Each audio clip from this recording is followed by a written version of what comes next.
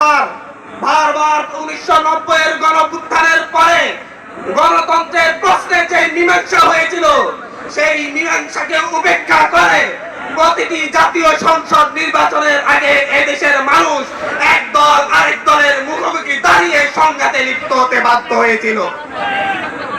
2007-8 সালের স্বৈরশাসনের পরে শেখ হাসিনা ভারতের সাথে এবং তৎকালীন মঈনুদ্দিন আহমেদের সাথে চুক্তি করে একটি পাতানো নির্বাচনের মধ্য দিয়ে বাংলাদেশের ফ্যাসিবাদী শাসন ব্যবস্থার ভিত্তিপ্রস্তর নির্মাণ করে।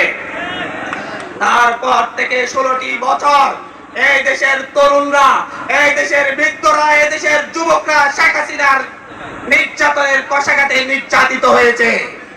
আমরা দেখেছি শেখ হাসিনার হিংসাত্মক মনোভাবের কারণে বেগম জিয়াকে কিভাবে দিনের পর দিন কারাগারে থাকতে হয়েছে।